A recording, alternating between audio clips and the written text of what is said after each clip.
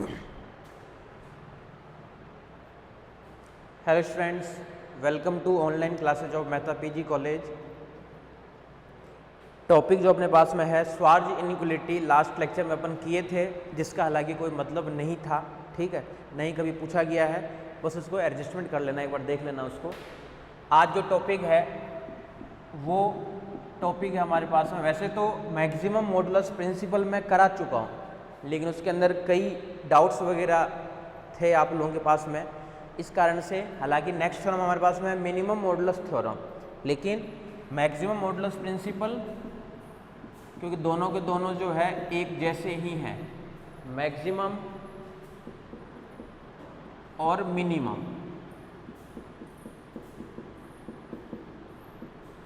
Minimum modulus theorem. तो maximum वाला जो पार्ट है ये मैं आप लोगों को करा चुका हूँ, लेकिन इसके अंदर कई डाउट्स वगैरह रह गए थे आप लोगों के, तो इसलिए पहले एक बार मैक्सिमम मॉडुलस प्रिंसिपल जो है, ठीक है, और देख लेते हैं एक बार, फिर अपन चलेंगे मिनिमम मॉडुलस प्रिंसिपल के। दोनों के दोनों थ्योरम सेम है, दोनों के दोनों थ्योरम सेम है। तो सबसे पहले अपन देख रहे हैं मैक्सिमम मॉडुलस वाला, ठीक है। स्टेटमेंट देखो, स्टेटमेंट वगैरह सब कुछ लिख रखा हूँ, तो एक ही स्टेटमेंट लिख रहा हूँ आज, स्टेटमेंट का ही लिख रखा हूँ, और उस लेक्चर में ज़्यादातर जो सॉल्यूशन था वो इंग्लिश में देखे थे अपन, ठीक है। तो इसकी स्टेटमेंट जो है वो देख लेते हैं और फिर डायरेक्ट चलेंगे इसके प्रूफ पे, और आसान प्रूफ बताऊंगा आज। माना कि सरल संवृत कंटूर सी के अंदर एवं ऊपर प्रत्येक बिंदु पर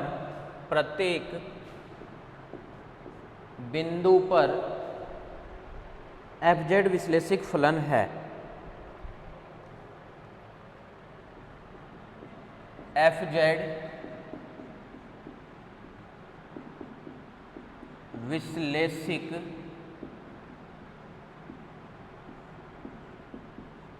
फलन है, एफजेड विश्लेषिक फलन है। तो मोड एफजेड अपना महत्तम मान यानी मैक्सिमम वैल्यू, तो मोड एफजेड अपना महत्तम मान सी की परिधि पर यानी सरकमफेरेंस पर, सी की परिधि पर, अंदर नहीं, अंदर नहीं, सी की परिधि पर अंदर नहीं ग्रहण करता है, तब ग्रहण करता है तब एफजेड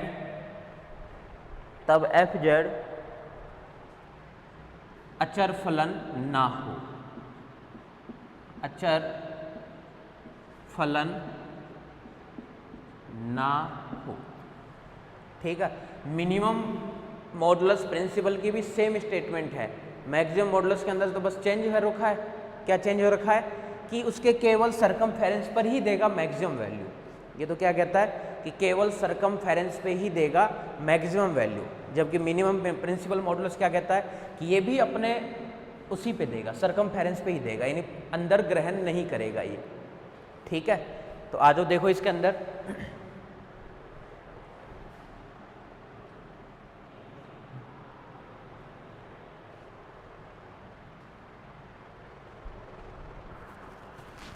देना है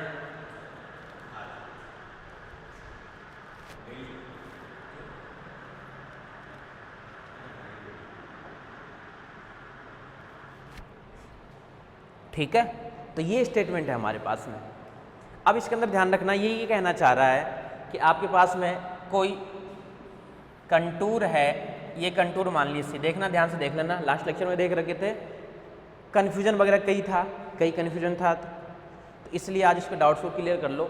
इसी के अंदर कोई सर्कल है, वो मान लिया सी, ठीक है, ये कंटूर है, इसका नाम दे दीजिए ऐसे सी, अंदर वाले का नाम दे दिया अपन ने क्या, C1, अंदर वाले का नाम दे दिया अपन C1।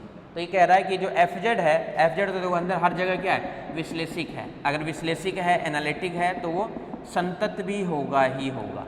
हमें तो ये दिखाना है कि FZ का मोड, FZ का मैक्सिमम वैल्यू जो है वो C की परिधि पर ही देगा, अंदर नहीं देगा।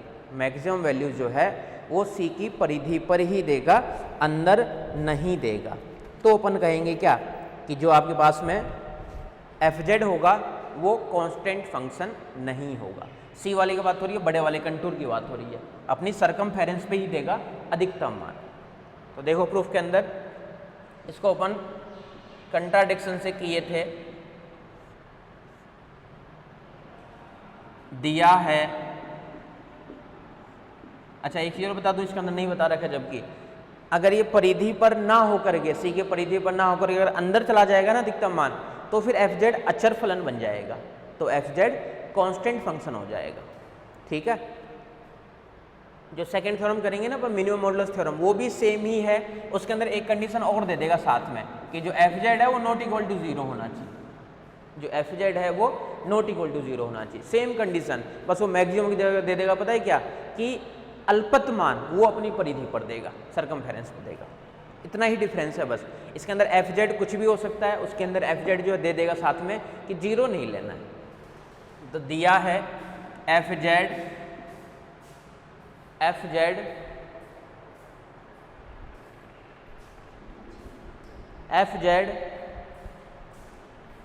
विश्लेषिक फलन है, जैसे जैसे दे रखा है वैसे वैसे ही लिखेंगे अपन।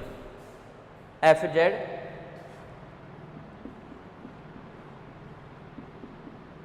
विश्लेषिक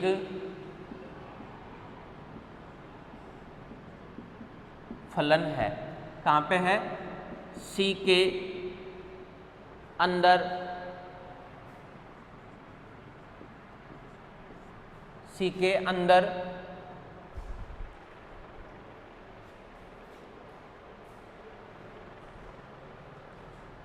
C के अंदर तथा ऊपर, क्योंकि विश्लेषिक फलन जो है वो हर जगह है, तो C के अंदर तथा ऊपर, विथ इन ऑन C, अंदर तथा ऊपर संतत भी होगा, संतत भी होगा, संतत होगा ही होगा। अब आजो क्या कहना चाह रहा है कि FZ का मोड का जो अपना महत्तम मान है, मैक्सिमम वैल्यू है, वो सरकमफेरेंस पे देगा, परिधि पर देगा। अपन इसको विरोधाभास से करना चाह रहे हैं। अपन मान लेंगे कि जो इसका यदि संभव हो तो माना कि यदि संभव हो तो, यदि संभव हो तो FZ का अधिकतम मान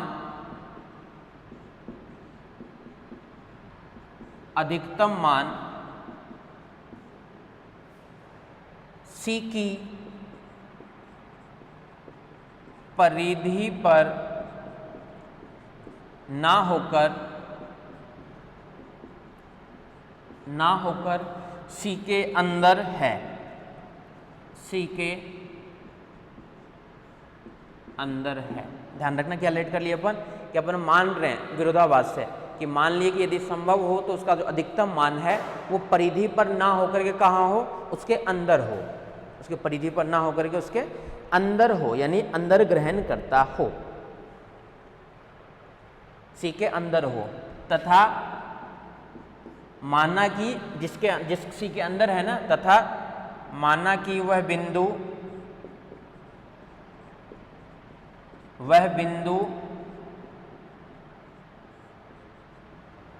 Z नोट है, तथा माना कि वह बिंदु Z नोट है, यानी जिसके अंदर है, और वो जो अंदर जो पॉइंट है वो मान लिया अपन क्या है, वो पॉइंट हमारे पास में है Z नोट है, ठीक है। तथा माना कि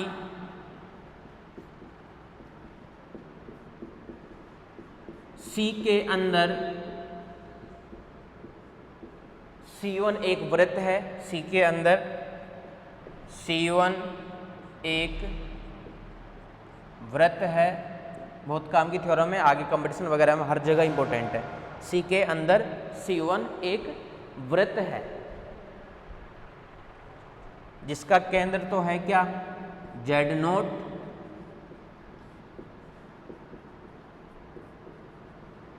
तथा रेडियस त्रिज्या R है, तथा त्रिज्या R है। ठीक है,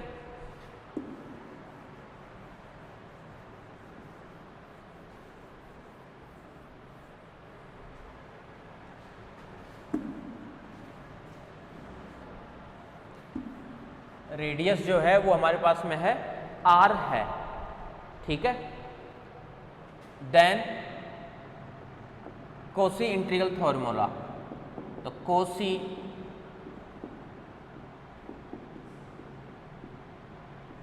समाकलन सूत्र से एफजेड विश्लेषिक हो। ठीक है, उसके अंदर कोई पॉइंट ऐसा हो जिसके लिए कोसी समाकलन सूत्र क्या कहता है कि f z naught equal to 1/2 pi iota contour f z d z upon में जेड माइनस का जेड नोट। ये होता है कोसी समाकलन सूत्र। किसी बिंदु पर विश्लेषिक है तो ये फॉर्मूला अपन लगा सकते हैं। ठीक है, मोड ले लेते हैं दोनों तरफ।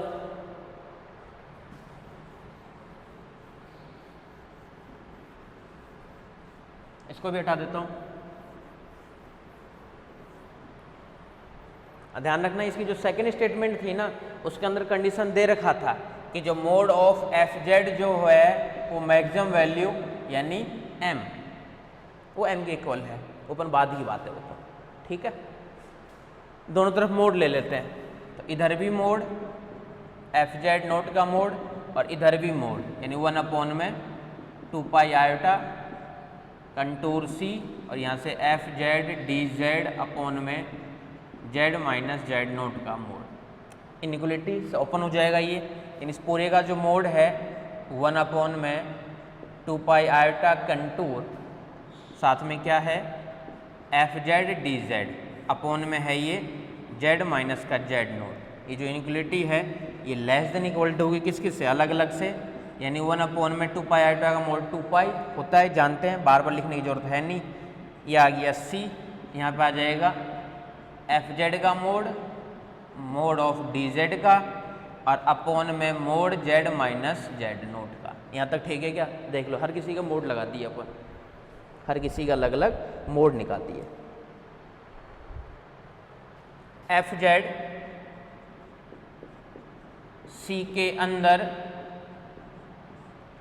ये ठीक है ना? यहाँ तक देख लो, यहाँ तक चेक कर लो। C के अंदर Z0 पर संतत्वी है,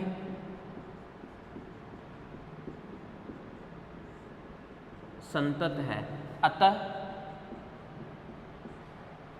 एवरी एप्सिलॉन ग्रेटर देन 0 के लिए, संततता की डेफिनेशन लगा रहे हैं, ध्यान रखना, ग्रेटर देन 0 के लिए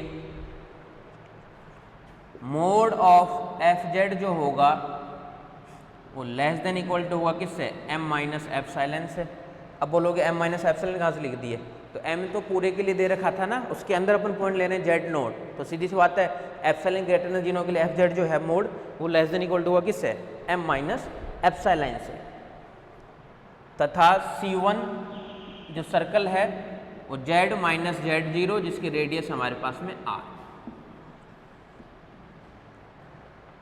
ठीक है, करवा चुका हूँ थ्योरम को, दोबारा देख रहे हो तो डाउट्स वगैरह क्लियर करते जाना। ठीक है, उल्टा मान लिया बस, कि मान लिया कि जिसका अधिकतम मान है वो परिधि पर ना होकर के उसके अंदर स्थित है, बस। अभी आगे चल के पता चल जाएगा, नहीं जो माने थे वो गलत माने थे, बोला गलत माने थे तो अंदर नहीं होगा तो उसके ऊपर ही होगा, यही तो है। ठीक है, तो देखो लेस देन इक्वल टू तो है ही, इधर से तो क्या है लेस देन इक्वल टू, एक बार और लिख देता हूँ, 1/2 पाई एज इट इज। ठीक है। नेक्स्ट टर्म देखो क्या आएगी, वो देखो मैन तो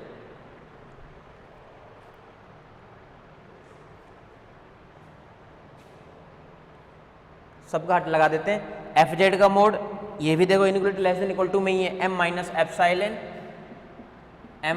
एप्साइलन अपॉन में एक आर, और केवल कंटूर के अंदर क्या रह गया, डी जेड का मोड। ये भी उसके लिए क्या आएगी, सरकमफेरेंस, ये भी परिधि है, यानी less than equal to m minus epsilon upon में 2 पाई आर, और ये वैल्यू फिर से क्या आ जाएगी 2 पाई आर डी जेड परिधि, ये भी क्या आ जाएगा 2 पाई आर। इसका मतलब क्या हुआ कि mode of F z naught की वैल्यू ऊपर निकाल देते, ठीक है। और क्वेश्चन में दिया हुआ था कि जो मोड ऑफ एफ जेड है वो इक्वल टू एम देगा दूसरे स्टेटमेंट में, अगर नहीं देगा तो अपन मानेंगे कि माना कि एफ जेड का अधिकतम मान जो है वो है एम, कैपिटल एम। तो एक तरीके से उसी पॉइंट पे निकाल रहे हैं अपन, उसके अंदर ही तो है पॉइंट वो, यानी एक पॉइंट तो आपके पास में आ रहा था एम इधर वाली की वैल्यू, और ये लेस देन इक्वल टू किससे हो गया, एम माइनस एप्सिलॉन से। इसका नाम डाल दो 2 नंबर, समीकरण 2 संभव नहीं है, पॉसिबल नहीं है ये, क्योंकि जो m है इक्वल तक तो ठीक है, m जो है वो छोटा होगा m माइनस एप्सिलॉन से, m जो है वो छोटा बता रहे किससे, m माइनस एप्सिलॉन से, जो कि संभव नहीं है। क्यों संभव नहीं है, क्योंकि एप्सिलॉन जो है ना वो ग्रेटर देन 0 है। क्यों संभव नहीं है, क्योंकि एप्सिलॉन जो है वो ग्रेटर देन 0 है, ठीक है। बोले ग्रेटर देन 0 है, बोले 1 लेंगे, m माइनस 1 बड़ा कहाँ से हो जाएगा, बोले इधर तो m है, बराबर भी सांसी नहीं होता है। अतः हमारी परिकल्पना गलत है, हमारी परिकल्पना गलत है। अतः इससे यह निष्कर्ष निकलता है कि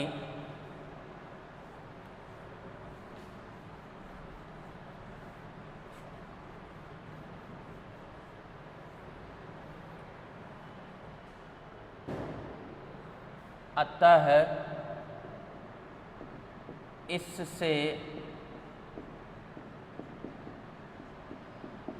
यह निष्कर्ष निकलता है कि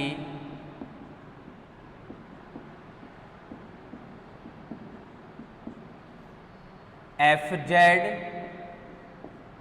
मोड एफ जेड का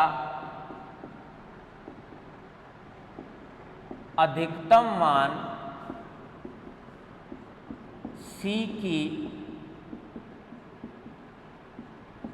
परिधि पर होगा,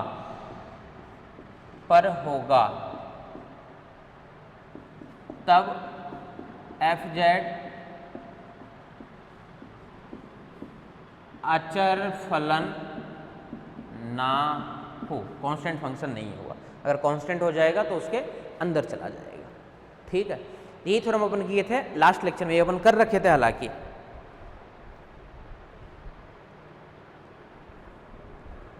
ये थ्योरम अपन वैसे कर चुके थे। अब इसी से मिलता जुलता है हमारे पास में है, वो है मिनिमम मॉडुलस प्रिंसिपल। ये तो क्लियर है अब तो, ठीक है। नहीं तो विरोधाभास से कर रहे हैं अपन, मान लिए कि असंभव नहीं हो तो इसमें कन्फ्यूजन होगी ज़्यादा से ज़्यादा। अब तो यही कन्फ्यूजन हो सकती है कि एफ जेड का जो एफ जेड नोट की जो अपन लेस देन इक्वल टू जो वैल्यू निकाले थे ना, तो एफ जेड की value less than equal to m minus epsilon कैसे लिख रही है, इसमें कन्फ्यूजन होगी। और ये कंटिन्यूटी की डेफिनेशन होती है संततता की, कि प्रत्येक एप्सिलॉन ग्रेटर देन 0 के लिए ये भी डेफिनेशन होती है अधिकतम मान के लिए, ठीक है। क्यों अपन डेफिनेशन ये पढ़ते थे पहले, एफ जेड माइनस का कुछ भी मान लो, एफ जेड नोट ये एप्सिलॉन से हो तो अंदर वाला जो पार्ट होगा वो डेल से छोटा होगा, इस टाइप से अपन डेफिनेशन पढ़ते थे। ये भी डेफिनेशन नहीं है।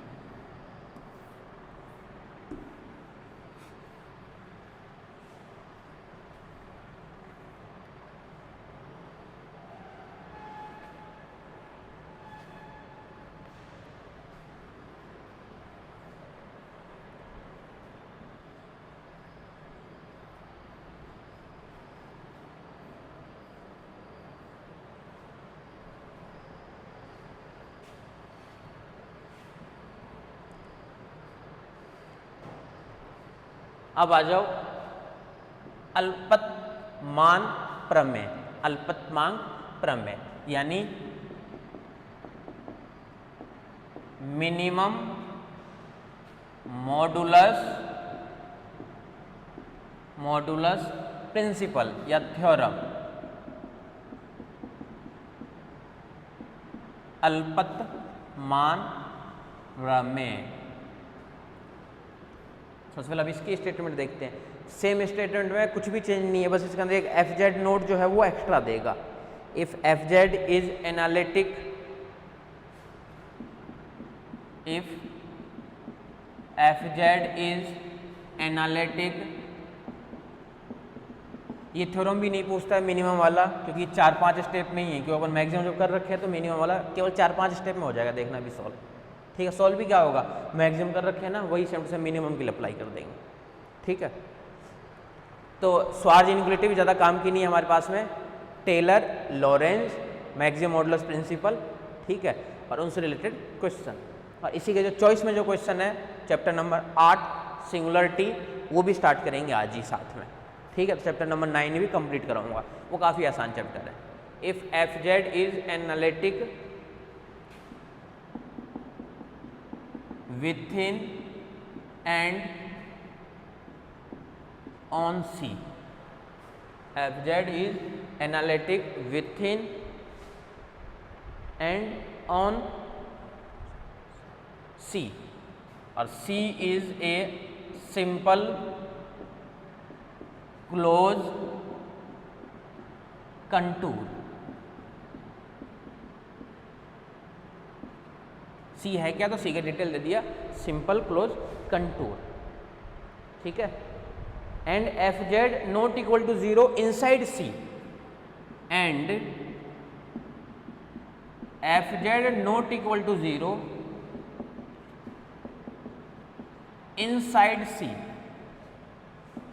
Inside C. अब ध्यान रखना ये थोड़ा सा चेंज हो रखा है। Can not attains a minimum in C,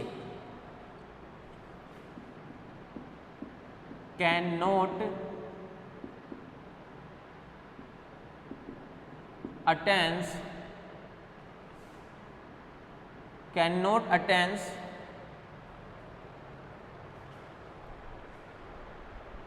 a minimum in C, in minimum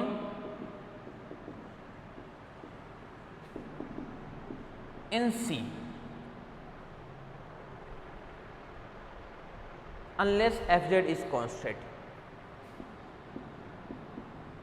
unless fz is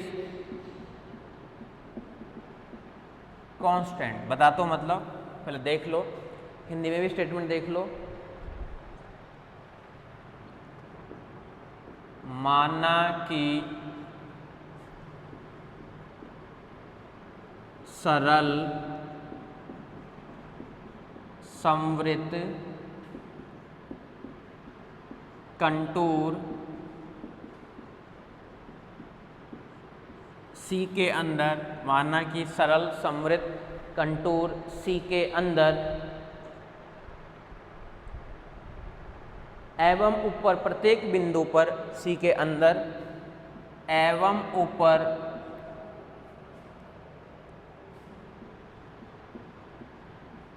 प्रत्येक बिंदु पर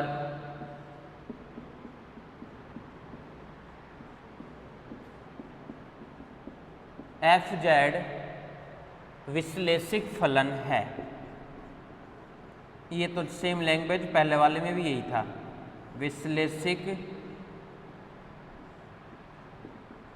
फलन है, ये तो सेम है पहले वाले में भी। सी के अंदर f z not equal to 0, C के अंदर f z not equal to 0, C के अंदर जो है वो f z not equal to 0 है। तो मोड एफ जेड का अल्पतमान, तो मोड एफ जेड का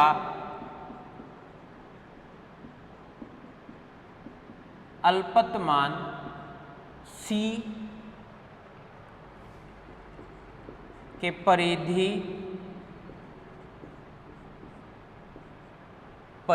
पर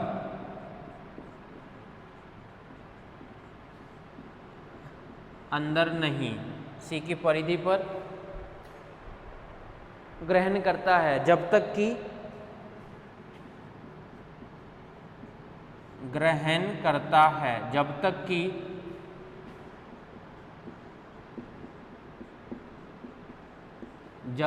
कि एफ जेड अचर ना हो।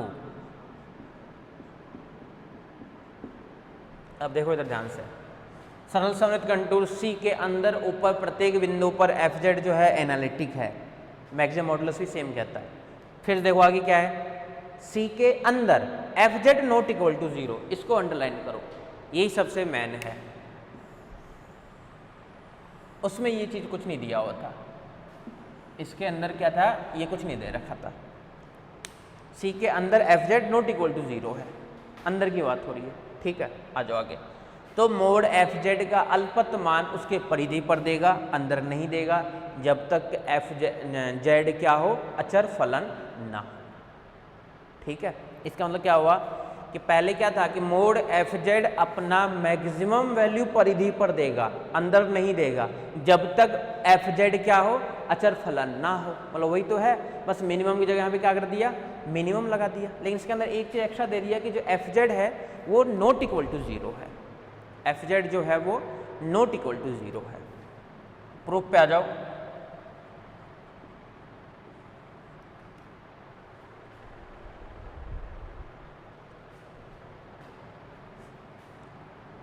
दिया है एफ जेड, एक ही लैंग्वेज लिख देता हूँ, एक लैंग्वेज कर लोगे आप लोग, खुद ही कन्वर्ट कर लोगे, इसी में से पूरे वो 3-4 स्टेप की है। एफ जेड प्रत्येक बिंदु पर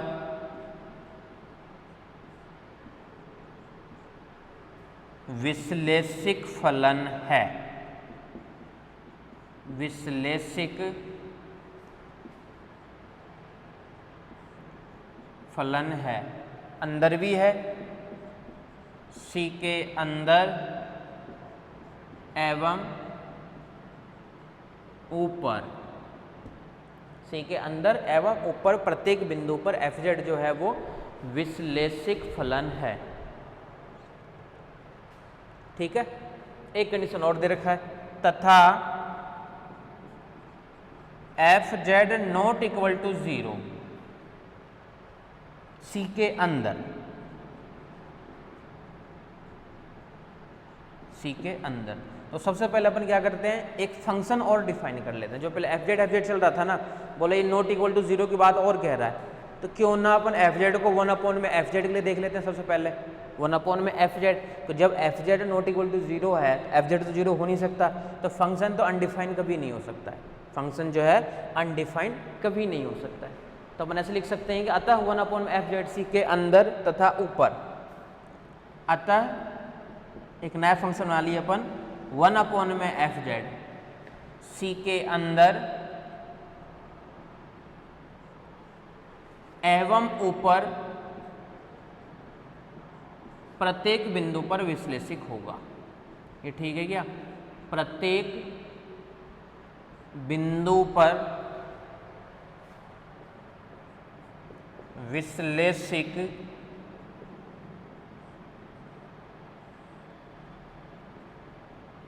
होगा, सी के अंदर एवं ऊपर प्रत्येक बिंदु पर विश्लेषिक होगा।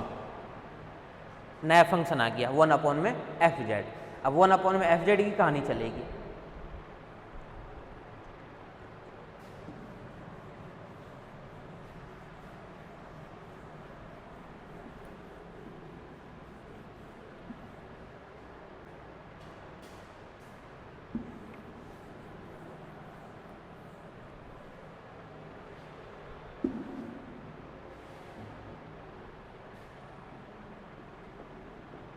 महत्तम मापांक प्रमेय से हम जानते हैं कि एफ जेड, यहाँ पे फंक्शन क्या है, 1 में एफ जेड, 1 में एफ जेड का अधिकतम मान सी की परिधि पर ग्रहण करता है। ये जानते हैं अपन, एफ जेड को जानते थे, यहाँ पे 1 में एफ जेड की मान होती है, तथा सी के अंदर स्थित किसी बिंदु पर नहीं हो सकता। अंदर तो होता ही नहीं है, किसी बिंदु पर, क्या किसी बिंदु पर नहीं हो सकता, बिंदु पर नहीं हो सकता है। जो अपन जानते थे वो लिख दिया अपन स्टेटमेंट, इसका प्रूफ करने की जरूरत नहीं है।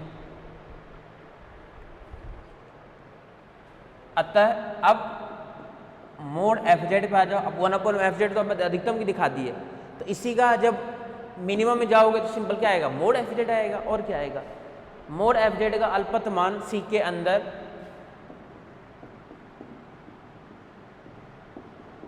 अल्पत मान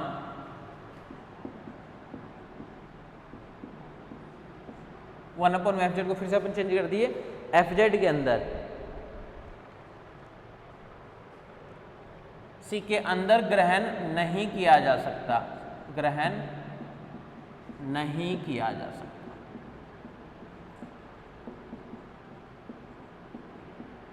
क्यों नहीं किया जा सकता, रीजन लिखने की भी जरूरत नहीं है, क्योंकि जब 1 में एफ जेड का अधिकतम मान सी की परिधि पर ग्रहण करता है, 1 में एफ जेड, ध्यान रखना 1 में एफ जेड का अधिकतम मान उसके सरकमफेरेंस पर रहता है, तो सीधी सी बात है जो एफ जेड हो रहेगा उसका जो न्यूनतम मान होगा वो भी उसी के ऊपर मिलेगा, क्योंकि 1 एफ जेड का तो अधिकतम है उसके ऊपर, तो एफ जेड का क्या रहेगा, न्यूनतम रहेगा उसके ऊपर, अपोजिट ही तो होगा, ग्रहण नहीं किया जा सकता। अतः एफ जेड का अल्पत मान सी के, अतः मोड ऑफ एफ जेड का मिनिमम वैल्यू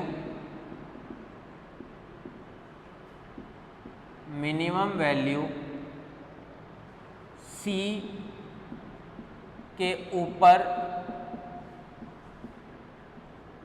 किसी बिंदु पर ही ग्रहण करेगा, किसी बिंदु पर ग्रहण करेगा। वो बिंदु उसके ऊपर कहीं भी हो सकता है, वो जो बिंदु है वो सी के ऊपर कहीं भी हो सकता है, ये ध्यान रखना।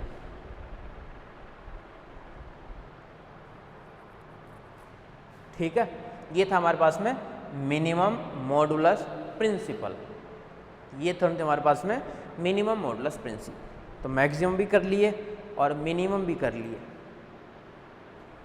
और 2 बार किए हैं, मतलब एक बार पहले भी किए थे मैक्सिमम मॉडुलस प्रिंसिपल तो, और ये अपन किए कौन सी थ्योरम, मिनिमम मॉडुलस प्रिंसिपल। ठीक है, दोनों में सिमिलरिटी है, ये जरूर ध्यान रखना। पहले वाले को चेंज कर दिया अपन किसके अंदर, सेकेंड वाले कंडीशन के अंदर।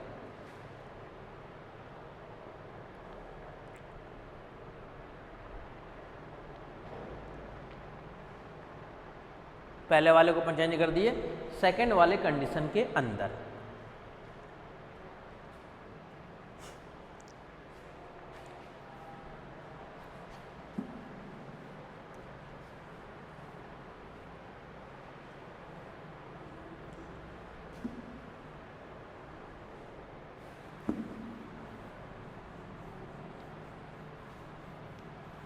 ये कहानी तो समझ में आ गई ना। 1 पहले एफ जेड देता था अधिकतम मान, ठीक है, लेकिन एफ जेड को चेंज कर दिया 1 में एफ जेड में। क्यों चेंज कर दिया, क्योंकि इसमें कंडीशन दिया हुआ था कि जो एफ जेड है वो नॉट इक्वल टू 0 है सी के अंदर। सी के अंदर जो है एफ जेड वो नॉट इक्वल टू 0 है, इसलिए अपन क्या किया, उसको चेंज कर दिए दूसरे वाले फॉर्मेट के अंदर।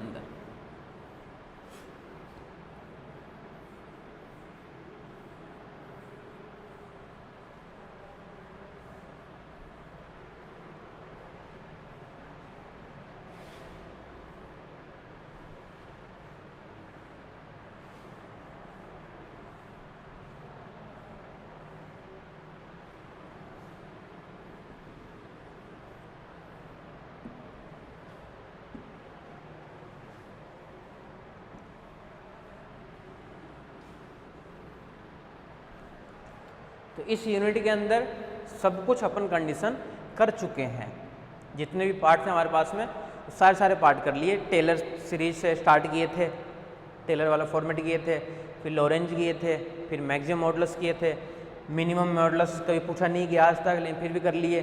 स्वार्ज इनइक्वालिटी भी कभी आज तक नहीं पूछा गया है, फिर भी कर लिए। स्वार्ज इनइक्वालिटी में भी ध्यान रखना है, कई चीज़ें ध्यान रखना कि उसको जो स्टार्ट करना है ना, वो स्टार्ट करना है वो कौन से वाले फॉर्मेट से, टेलर सीरीज वाले फॉर्मेट से। टेलर और लॉरेंज दो ही टाइप का होता है। अब ध्यान रखना, जो लॉरेंज सीरीज है अपने पास में, लॉरेंज सीरीज ये बहुत काम की चीज़ है। जो लॉरेंज सीरीज अपने पास में है वो बहुत ही काम की चीज़ है हमारे पास में। लॉरेंज सीरीज मतलब या तो होगा ही होगा कि जो एफ का जो मान होता है, एफ का जो मान होता है यानी जो वैल्यू होती है एफ के लिए, वो क्या होती है, n equal to 0 to infinitive a n और z माइनस ए मान लो अगर की पावर n, और सेकंड समेशन आता है n equal to 1 to infinitive b n और z माइनस ए की पावर माइनस n। ठीक है, ए एन की भी कुछ वैल्यू होती है और बी एन की भी कुछ ना कुछ वैल्यू होती है। ये जो पार्ट है ये सेकेंड वाला पार्ट, ये वाला जो पार्ट है इसको बोलते हैं अपन मुख्य भाग, मुख्य भाग या फिर principal part, principal part. Second वाले जो वैल्यू अपने पास में है इसको अपन बोलते हैं मुख्य भाग या फिर प्रिंसिपल पार्ट। ये ध्यान रखना, क्योंकि जो नया चैप्टर अपने स्टार्ट करेंगे उस नए चैप्टर के अंदर हर जगह डेफिनेशन जो भी लिखेंगे ना अपन 2 4 5 डेफिनेशन स्टार्टिंग तो करेंगे कभी भी चैप्टर स्टार्ट होता है तो चैप्टर की डेफिनेशन, उससे जो भी उसके टाइप्स वगैरह होती है वो टाइप्स वगैरह देखेंगे। फिर क्वेश्चन में चलेंगे, क्वेश्चन पहले थ्योरम करेंगे, कुछ घटिया थ्योरम करेंगे और उसके बाद में फिर चलेंगे अपन नेक्स्ट वाले पार्ट के अंदर। तो उसके अंदर हर किसी के अंदर डेफिनेशन में ये लिखाऊंगा कि उसके मुख्य भाग में, मुख्य भाग यानी प्रिंसिपल पार्ट, और इसके अंदर ये सारे नेगेटिव टर्म्स ही देगा, ही ध्यान रखना। ये सारे क्या है, नेगेटिव टर्म्स यानी ऋणात्मक घात, ऋणात्मक घात वाले पद या घात वाले पद कुछ भी कह सकते हैं। ठीक है, तो बोलते हैं इसको है प्रिंसिपल पार्ट, और प्रिंसिपल पार्ट के साथ में ही ये जो फॉर्मेट होता है हमारे पास में मुख्य भाग, ये सारे इसके अंदर होते हैं ऋणात्मक घात वाले टर्म्स। ठीक है, इस चैप्टर के अंदर अपन लिमिट्स वगैरह को भी काफ़ी काम में लेंगे। तो लिमिट्स वगैरह के लिए जो फॉर्मेट है, लिमिट्स निकालना तो पहले भी पढ़े होंगे, 12th में पढ़े थे, फिर सेकेंड ईयर में रियल के अंदर एक चैप्टर पढ़ लिए थे। लिमिट्स निकालने से ही सबसे मेन करेंगे अपन, फैक्टर वगैरह करना आना चाहिए इसके अंदर नए चैप्टर के अंदर। ठीक है,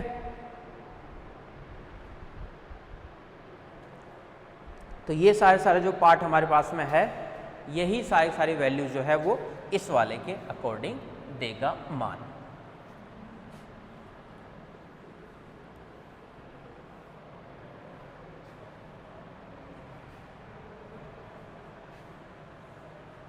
आ जाओ,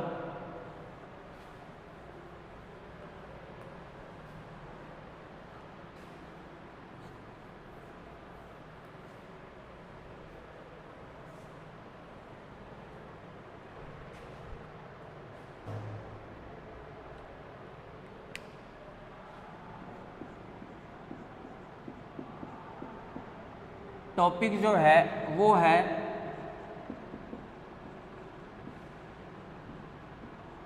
सिंगुलर पॉइंट, सिंगुलर पॉइंट। अगर चैप्टर की बात करोगे तो चैप्टर नंबर हमारे पास में है वो है 9th नंबर का चैप्टर। चैप्टर की अगर बात करोगे तो चैप्टर है हमारे पास में 9th नंबर का। ठीक है, तो अब हमारे पास जो नया टॉपिक है वो है सिंगुलर पॉइंट। ठीक है, देखो सिंगुलर पॉइंट के लिए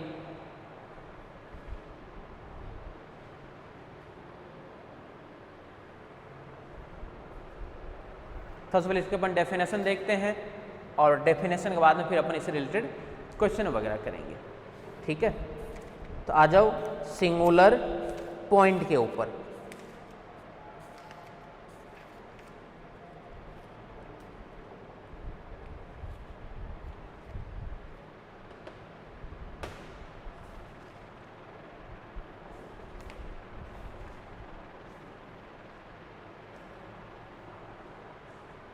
विचित्र बिंदु, जिसको हम बोलते हैं विचित्र